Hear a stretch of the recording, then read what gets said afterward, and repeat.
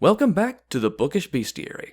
Tonight we'll begin our World of Darkness reviews in earnest by sinking our teeth into Vampire the Requiem. Vampires have gone through many incarnations in media over the centuries, from foundational classics like Dracula and Carmilla, to the sensual passion of Interview with the Vampire, to modern interpretations like Twilight. Vampires have been imagined and reimagined more times than you can shake a stick at. As far as RPGs are concerned, vampires are usually just enemies, evil, blood-sucking beasts fit only for setting on fire or hacking to bits. But then World of Darkness came along and made a radical proposition. What if instead of simply killing the monsters, the game itself was about playing the monsters? That mentality has defined virtually every game in the series, and this one is no exception. In Vampire the Requiem, you play a vampire, or kindred as they call themselves.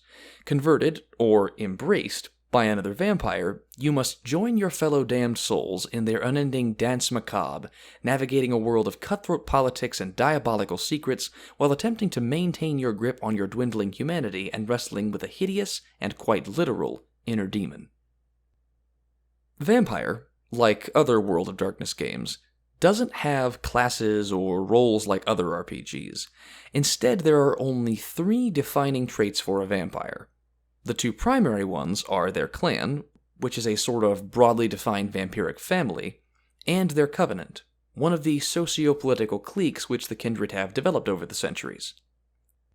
There are 5 of each.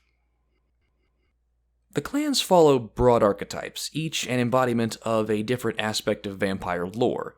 The Deva are sensual and hedonistic, playing on the image of the vampire as a being of dark temptation and lust.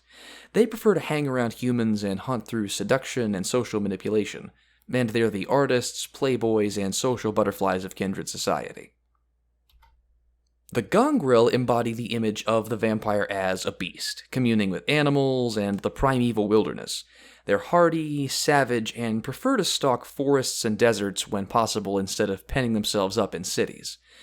Their bestial nature stunts their intellect, but they make up for what they lack with heightened senses and incredible durability. Among their fellow kindred, they're most often enforcers, bodyguards, and soldiers. The Meket are shadowy and enigmatic, an embodiment of vampires as mysterious creeping wraiths who are incorporeal and elusive. They are scholars and spies, inclined to use their shadowy powers to both conduct espionage and delve into the hidden nooks and crannies of the world to ferret out its deepest secrets. The Nosferatu are the monstrosity of vampirism made flesh, all either grotesquely ugly, foul-smelling and dirty, or indistinctly unsettling. They live in dark spaces, often hovels or sewers, and rarely present themselves in mortal society. They are horrifyingly strong and are able to supernaturally augment their hideousness to better terrify victims or intimidate their fellow vampires. They are masters of black marketeering, petty theft, and all other sorts of unsavory activities. And finally, the Ventru are embodiments of the vampire's genteel and aristocratic side, living anachronisms of times past, with the wits and cunning to be the lords and masters of all they survey. They are the politicians, businessmen, and social elite among the kindred, driven by their blood to seek positions of power and command. Parallel to the clans are the covenants, social groups which the kindred have organized and maintained over hundreds of years. They offer the kindred both companionship and social interaction, and each has a distinct agenda and philosophy. The Carthians are a progressive collective, mostly made up of younger kindred. They despise the iron grip and incessant scheming of elder vampires, and seek to overthrow the established social order to construct a society of self-determination, where all can be free to live their own lives without the vassalage and predation of the old ways. They thrive on change and social experimentation, and are seen as either a bold new movement among the undead, or a pack of radicals and hooligans who pose a threat to kindred secrecy. The Circle of the Crone is a pagan cult which practices magic and espouses a naturalist philosophy with regard to the origin of vampires. They believe vampires are part of the natural world and always have been, and express this philosophy through mystic rituals and veneration of pagan gods. The Lancea Sanctum is a vampire imitation of the Catholic Church, espousing a twisted version of Christianity in which kindred are God's chosen damned, their cursed state of warning to those who would sin, a frightening reminder to mortals to remain pure and righteous. They believe vampires are the spawn of the Roman centurion Longinus, the man who pierced Christ's side with a spear during the crucifixion. The Invictus is a hierarchical organization modeled on ancient feudalism, which believes in the right to rule of the strong and powerful. They claim to be the successors of the Camarilla, the first and only unified vampire government which was created in and fell with the Roman Empire, and that their centuries of wealth and enduring lineages make them the de facto leaders of vampires the world over. Lastly, there's the Ordo Dracul, a cabal of mystics and philosophers who analyze the vampiric state of being from a scientific perspective, hoping to understand what makes vampires who they are through occult research and experimentation. As their name implies, they venerate Dracula as a powerful icon of vampire history, though few have seen him in recent nights. Any kindred who chooses not to join a covenant falls under the blanket term of unaligned. These kindred are free from any fealties or obligations, assuming their sires don't still hold sway over them, though this lack of accountability or allies can make unlife difficult for them, as covenants are wary of them and they have few places to turn for help if they find themselves in trouble. There are also two other covenants which serve as potential antagonists. The first is Belial's Brood, a cult of devil-worshipping kindred who exist to spread anarchy and violence in the name of Satan. They believe all vampires are literal hellspawn sent to Earth to prey on the innocent and that humans are nothing more than cattle to be slaughtered. Their hedonistic and violent lifestyle is an inherent threat to all kindred, as it threatens to expose the truth about vampires to the world. The other covenant is a mysterious group known only as Seven. No one knows where they come from or what they want, but what is known is that they hunt down and kill their fellow vampires ruthlessly and without warning. While less of an obvious threat than Belial's Brood, they are no less intimidating, as their aura of mystery and single-minded goal of killing their fellows makes them much harder to deal with.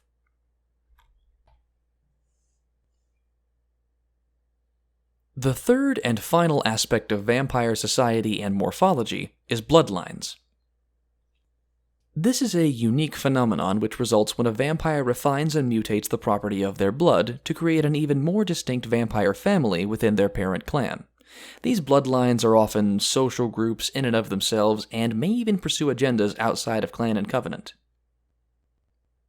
Being part of a bloodline is optional, and characters may begin the game outside of one and join over the course of play, or begin as part of a bloodline for a more unique experience. Players can even create their own bloodlines in-game, which adds an interesting layer of complexity and agency to gameplay. So, we've looked at what makes a character, but how does the game play? Well, and I'll address this further in a bit, there really isn't a central thrust to Vampire. Kindred don't have any collective goal, nor is there a major antagonist present in the game. Yeah, Belial's Brood and Seven are listed in the book as antagonists, but they're presented more as plot hooks than anything.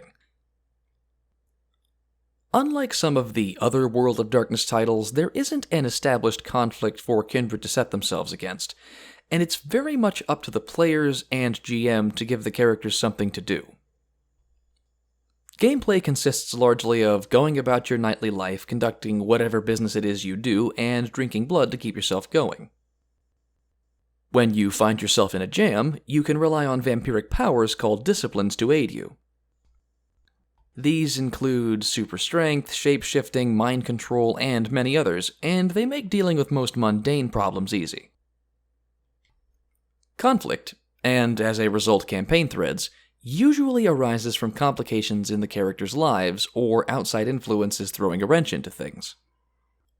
One night things are going fine and unlife is peachy, and the next a bunch of satanic vampire cultists are conducting demonic sacrifices in the local church basement and threatening to turn the city into a war zone. But while external conflict is an important part of bringing vampire to life, internal conflict is equally important. See, being a walking corpse and drinking blood is just one problem vampires have. Besides the obvious ones like vulnerability to fire and sunlight, vampires struggle with a great deal of emotional and psychological turmoil. They can't eat or drink. Those that have living relatives or friends probably can't talk to them anymore, or if they do, they risk putting them in mortal danger. And many vampires are the victims of abusive relationships with their sires. But the greatest danger of all is the beast. Inside every kindred lurks a vicious, predatory hunger, yearning to break out and glut itself on blood. No one is certain whether the beast is its own entity or simply a manifest projection of the vampire's inner demons brought out by the embrace, but its pull is strong, and vampires must constantly work to keep it in check, lest it turn them into animals of pure instinct, living only to kill and feed. Your average vampire is caught in a spider's web of politics, constantly forced to watch their back lest they catch a stake in the heart, working to avoid being discovered by the humans around them, and is sometimes forced to do terrible things to get the blood they so desperately need, all the while wrestling with an inner demon that wants them to do nothing more than let go of sanity and become a mindless monster. But all this Sturm und Drang aside, the important thing to remember is that Vampire the Requiem is a quintessential collection of all of the best vampire cliches, tropes, and myths, all wrapped up in a lovely little package dripping with gothic style. It's just as much a game of sensual neckbites under the moon as it is one of creeping horror, with crazed monsters stalking the shadows with drooling fangs and glowing eyes. What sort of experience can you expect to get out of Vampire? Well, the answer is whichever one you want. Unlike other World of Darkness games, Vampire's lack of a central metaplot allows the players and GM to make it a more finely tailored experience. Want a game of dark action and adventure along the lines of Underworld? Go for it. Want something more contemplative and sensual like Interview with the Vampire? Awesome. Want something visceral and horrific like 30 Days of Night? No problem. Vampire the Requiem is an absolute treat for any fan of vampires and gothic storytelling, and if you want a chance to stalk the streets as a child of the night, then you'd do well to dig this game out of its coffin. Thanks for watching. Tune in next time and we'll take a look at Werewolf the Forsaken. See you later, and ride by midnight.